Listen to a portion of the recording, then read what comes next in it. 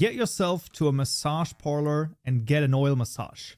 And welcome to another Kaupenjoe Daily app over here, where we talk for 10 minutes about a random topic or random topics, and I just don't do any editing, just straight through, and after 10 minutes, I just cut it off. And we've been way too philosophy heavy in the last, I would say, like 24 episodes or however many I've done so far.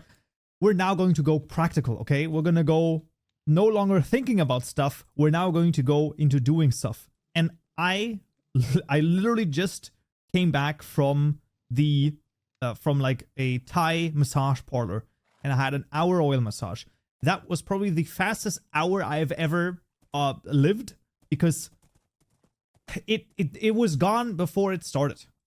It was absolutely insane. Now, obviously, there's probably going to be varying levels of expertise, but 1,000% you're gonna have some sort of massage parlor sort of near you in the vicinity that you can get to. And I'm no longer a physical body, okay? I am now I'm one being.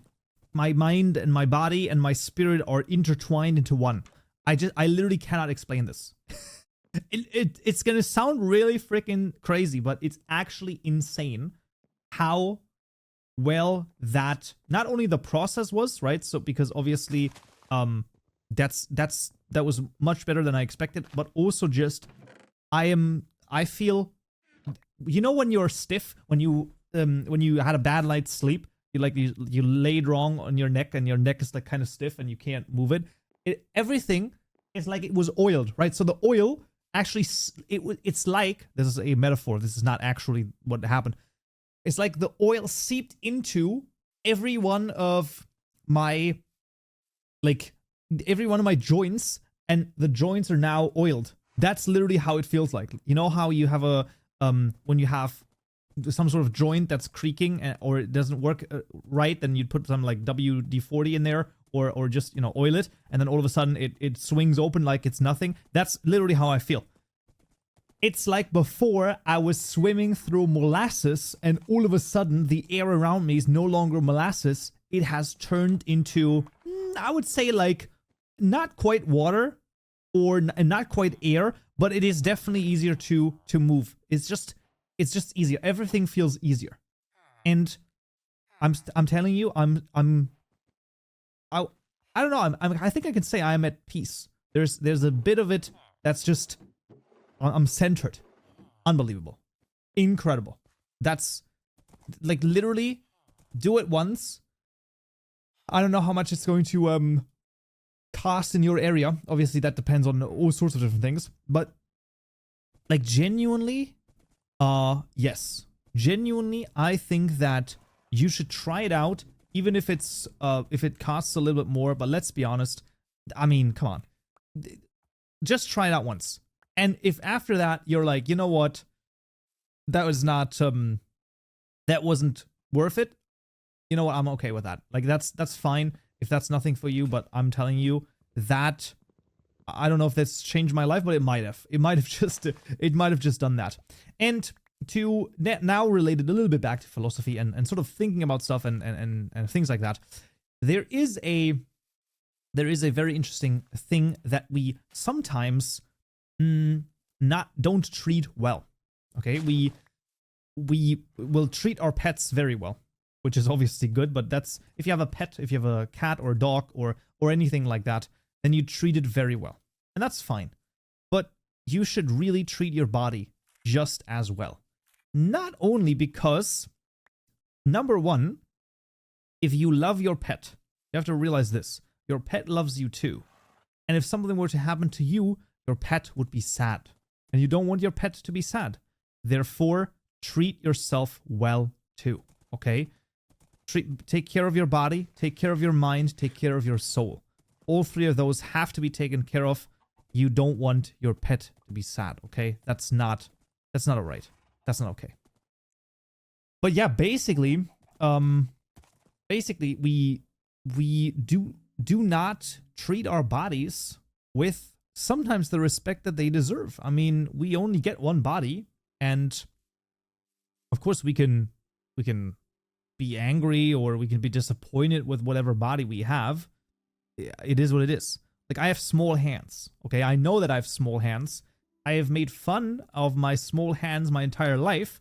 And the thing about it is that I genuinely am okay with having small hands, because I couldn't even imagine if I had like these freaking sausage fingers, giant hands. I don't even know if I would like that. Now, if I had them, I would probably be okay with it, because what you're used to is sort of just your lived experience, you know, in your body. You're just used to that. So you just sort of know what that feels like. So, but I don't know. I'm just genuinely okay with it.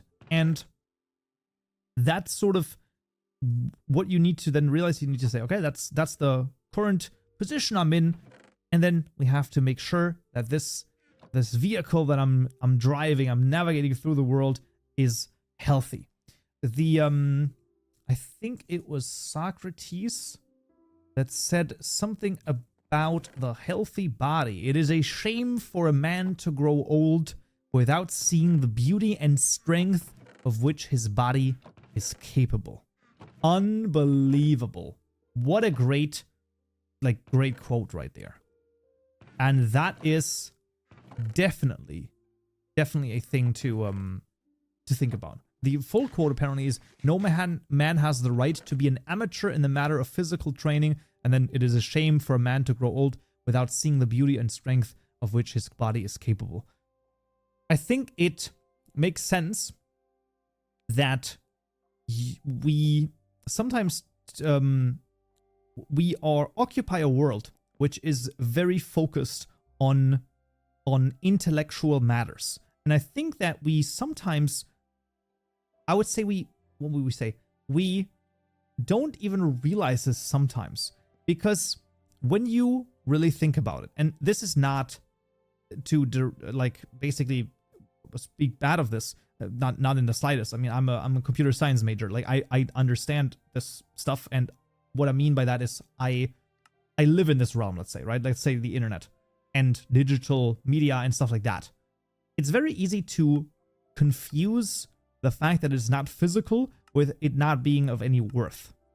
I don't think that that's true, because if you watch if you watch a good movie or you read a book, which in theory is also not physical in that sense, like it can be a physical thing, but the words on the page are not physical in that sense, right? Like, I think this sort of straddles the line, but our entire world is set up in a very intellectual way, and I find that interesting that the physical gets very much pushed aside in a lot of ways. Like I said, specifically with your own body, which should be you should at least, I don't know what it is, but maybe half an hour every day, something. And if it is just walking around the block, genuinely, it is super useful. And apparently I also heard, don't quote me on this, but I have read that apparently if you walk 2 or 3 times a day for 10 minutes at least, that is going to significantly reduce the occurrence of Alzheimer's in people. And that makes a lot of sense. And I'm pretty sure, if I recall correctly, what they do in, I believe it was China, what they do there is they have their old people walk backwards. Because not only is that training completely different muscles in your lower body, right? So both your legs as well as a little bit of the back and stuff, but also it forces you to focus, because walking backwards is actually much more difficult than you might think. And I would basically suggest to you to try it out. Just walk backwards for half a block. Obviously, if there's people around, you gotta be careful. Maybe you can lock in your arms with another person who's walking forward so that they can basically take a look at whether or not you're gonna run into something. But if you have a free path somewhere in a park or something like that, just walk a little bit backwards. People are gonna look at you weird, but genuinely, just tell, if someone's gonna be like, who is this weirdo? My doctor said I should walk backwards for 200 meters a day, okay? That's what they said. I don't know. Just a thing to think about. Also, go to a massage parlor and get an oil massage, okay? It might just change your life, and it might realign your spirit with your body. But with that, that's going to be it for today's Yap. Talk to you again tomorrow. Until then.